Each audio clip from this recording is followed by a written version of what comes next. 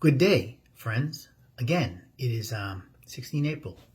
So my talk today is a Christian talk for those of us that are Christians of all denominations. I don't care what it is. Very simply, it's the topic of my conversation is Matthew 24, verse 36. Why is that important? Why am I talking about that verse today? Because it's ignored by many Christians today. I had conversations with different Christians over. I talked about this last year, and I feel I got to say it again. And I've had a lot of conversation with pastors that I know and different times and chaplains where I work. Two very good people, Major Gibbs and Chaplain Colonel Forrester. Two very good people. And they're in agreement as well. A lot of Christians are very unfocused today.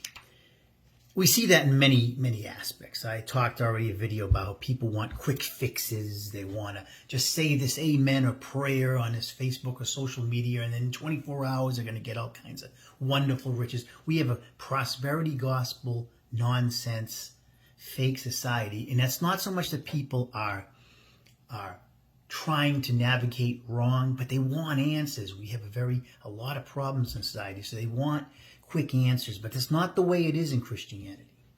Okay? Matthew 24:36 talks about the end of the world, which is an obsession with a lot of people, sadly, today. And our role in it, which is no role. Okay? It says, the end of the world, not even the angels in heaven. The Father alone knows.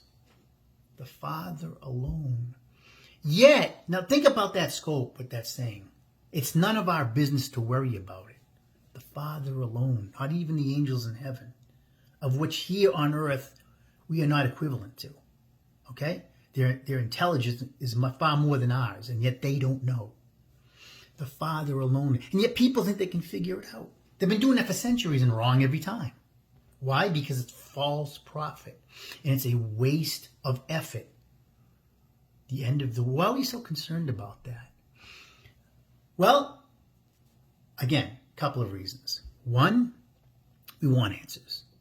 There's a lot of confusion, a lot of trouble in today's society, and people want answers. And so some false prophet comes around, thinks he knows everything, and he starts saying things, and people start falling because it gives them a sense of comfort. And some people, it's insecurity. I think some of them actually want it. Heck, I wouldn't want to see that. I think that would be scary. But some people, I think, actually want it.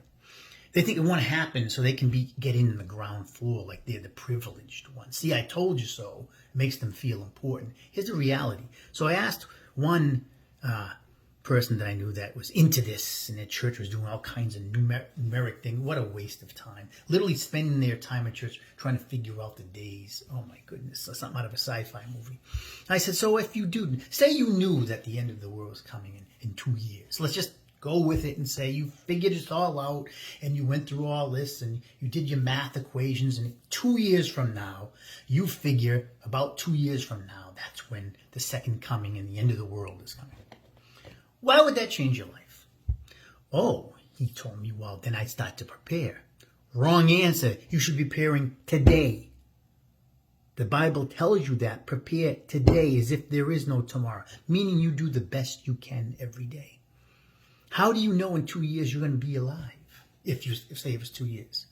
How do you know you're guaranteed to be there when that comes? We're not. Tomorrow is not guaranteed. All it's guaranteed is what you have right now in front of you, making the best you can of the day. That's the only thing that's guaranteed. All you should be worrying about is making every day better than the day before. Doing the best you can with what you're given for this day. Some days are good, some days have stress, some days you work harder, some days you relax. Whatever is in your agenda, you should do the best you can every day, that day, and not worry so much about tomorrow. I'm not talking about planning, obviously, financial planning and things we do in life. I'm going to retire in a couple of years from the Army, and of course I'm planning where I'm going to live and where I'm going to buy my house and all these different things. Yes, I got that. I'm not talking about that. I'm talking about spiritual planning. Oh, you should be worried about making today the best day, as if this was the end of your world. Someday you'll be right. We all are going to face the end of the world. We're all going to die. And we don't know when. That's the thing. We make it sound as if we're making all these plans. These people, oh, Christ has come. How do you know you're going to live? Now you know next year at this time you're going to be in this earth. Okay? You don't have any idea. And then when that comes, that's your end of the world. And you don't have to worry about any of this rapture and all this shit. None of that's going to make any difference to you. If you were diagnosed with cancer today and were given 6 to 12 months to live, you wouldn't care about any of that because your end of the world is right in front of you. But the reality is that could be for any of us. Heart attack, stroke, accident going down the road. We don't know what's going to happen to us every day. We assume we're going to be here tomorrow. We all live like we assume we're going to be here 3 years from now, 5 years from now, 20 years from now. And that's okay. That's our human element. That's our will and drive and desire to live. That's understandable. But none of us know what tomorrow brings. Forget 2, 3 years, 5 years. None of us are guaranteed to know exactly what's going to happen tomorrow. Think about that. You have a plan. You're going to go to work or you're going to go on a vacation. But you never really know what tomorrow brings. Curveballs in life happen all the time. You have everything planned. All of a sudden your car breaks down. It costs all kinds of money. Something happens to your house. You know, people had strong winds here a couple weeks ago. Some of the houses were damaged. You don't know. You do the best you can, but you have no idea because you don't really have control as much as you think in this life. None of us do. That's what we should be worrying about as a Christian person. Worrying about making today the best day you can between you and Christ and influencing everybody you can around you for today. Not worrying about stuff that you have no business worrying about. End of the world. Just think about how many false prophets have sat there and over the centuries, including today, have predicted the end of the world. Well, all of them been wrong because we're still here. Doesn't that tell you something? The Bible also talks about false prophets and not following those false prophets. Don't you think that's what those people are? By trying to predict something they have no business predicting. They have no business. The Bible 24:36 tells you, basically, it's not telling you those words, but you can read between the lines. No one knows but the Father alone. What makes you think there's some false prophet all of a sudden is exempt to that? You think it's, no one knows, but 21st century will make an exemption for this. No, it doesn't work like that. All right? No one but the Father alone knows. Therefore, don't worry about it. All right? Wasting your time, it is a waste of time. Because you should be doing, if it takes the end of the world threat for you to do the right thing, then you're not doing the right thing. You're on a false track because you should be doing what Christ wants every day without a thought of we're going to die at the end of the world. That has nothing to do with anything. Doing what's right every day. And someday you will be at your end of the world. Someday it will happen for all of us. It's not a morbid thought. It's a reality, right? We see death every day. We just don't know when it's going to be. Someday, later, maybe sooner, you will meet Christ, and then you'll not be worried about any of that stuff because you're going to be judged one-on-one. All right?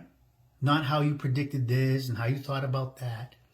You're going to have to, right in front of Christ, naked, so to speak. And I don't mean little, you know what I'm talking about. Naked of all excuses. And then you're going to have to render your life. Did you accept Christ? Did you do his work? Or did you worry about waste of time, leading people to a waste of time thinking, the end of the world?